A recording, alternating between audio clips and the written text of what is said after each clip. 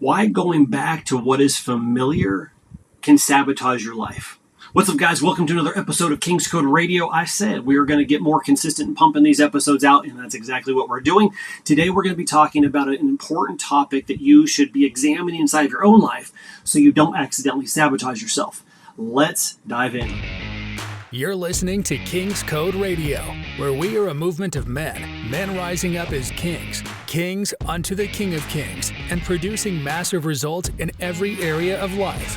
Here is your host, Paul Cooley. Well, welcome, guys. My name is Paul Cooley. I am the host of this podcast, King's Code Radio. It's good to have you here. I want to spend just a couple minutes talking about something that's been on my mind and something that's really important for you to consider so you don't sabotage yourself. We tend to talk about things that are not so much on the comfortable side. We like to get to the root issues of things as the men are examining themselves to rise up into who they've been called to be. And examining and putting in the work is not comfortable. And so we're actually talking about comfort right now. And that is a pattern that I have seen. And I think this is human nature, but it's something to be aware of because it will sabotage you every stinking time. And that is when we are pain driven. And we know this. It's sales psychology. It's marketing where fear or fear of pain even is a number one driver that moves people to take action. And so when there is a crisis at hand, and I've seen this in men and women, but we're talking to men. So I've seen this to where there is pain. There's a fear of loss in the marriage. There's a pain that they want relieved. And so now they're putting in the work. They're signing up for coaching programs. They are pursuing the Lord. They're back in church. They're reading their Bible. They're praying. All good stuff. But the problem is more pain motivated, pain driven. Because when time goes by, the Lord brings healing, restoration to the marriage, whatever it is, and I've seen this pattern too much, then what takes place is the pain is no longer there, driving them to maintain the things that the Lord has done. And so they take their foot off the gas and start coasting. They aren't pursuing the Lord with the same diligence as they were. They're not dating their wife and pursuing her the way that they were. They're not depositing in their health quadrant and eating right and working out like they were. Whatever it is, things go down. And when things go down, this is where you start to slip up, because ultimately when the pain goes away, often we will revert back to old patterns, the default settings inside of us. And so if we don't create new default things, which is like, for example, what we do inside the King's Code in the 12-week programs that we have, it is really important that you make the frameworks and principles a lifestyle. Otherwise, after those 12 weeks, if you say, all right, peace out, I'm gone, if you don't maintain that, things are going to go downhill. That's the reality. And I say that whether you're a part of my coaching program or someone else's, we will revert back to what is known and comfortable, even if it's not good.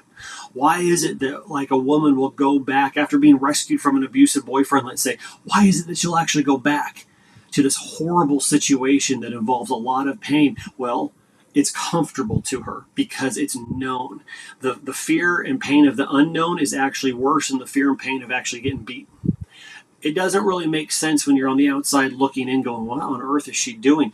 But yet, we do that all the time. Is when the pain is not there, we start coasting and we go back to old patterns, whether it's thinking patterns, actions in our life, whatever it is. And those are the things that will sabotage us, because those are the things that got us to the first place of the result that we did not like. The marriage falling apart, walk with God becomes stagnant. We didn't like those things. It caused bad things in our life. And yet, everything's good now. All right, I'm going to take my foot off the gas and start coasting. This is the thing that we have to be looking out for and examining inside of us. Okay, whether I am going through a crisis right now or life is good. Life is good. Am I coasting? Have I taken my foot off the gas? Or am I staying disciplined enough to do the things that I know that I am supposed to do? Am I checking my heart to make sure I have not drifted over into the place of old patterns old things that are ultimately going to sabotage and take me back to the very place that I once was that I got out of. Why on earth would I want to go back to the crisis? Why on earth would I want to go back and for a marriage I fought for to go back to a crappy one? Why would we do that? But yet human nature is working against us, which is why we must continually crucify our flesh, pursue the Lord, and make sure that we are holding ourselves accountable to doing the things that we know we need to do. We can no longer be weak-minded. We've got to be able to move forward with power and authority that we have in the Lord and start making this stuff happen. So if you find yourself in a place where you feel like you have drifted, you're coasting, you've taken your foot off the gas, you're resorting back to old patterns of thinking and action and doing,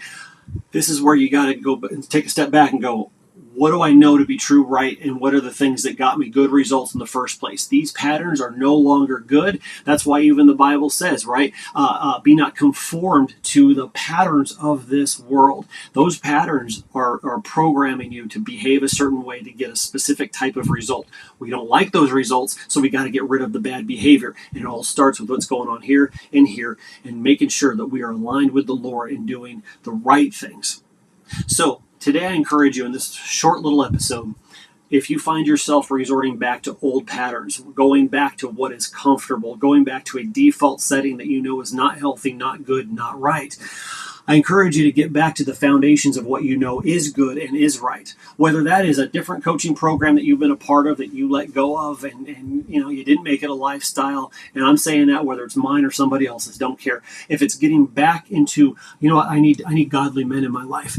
Maybe I got to pursue the Lord and actually own my walk with Him. Yeah, I need to actually start doing date nights again. I need to actually start making time for my kids. I need to make sure that I'm putting good things in my body so I'm still around in 20 years functional. These are the things that we have to think about because we're playing a long game here. And even though you might not see an instant result, good or bad right now, you're sowing into something and it will produce fruit. Question is it going to be good or bad fruit?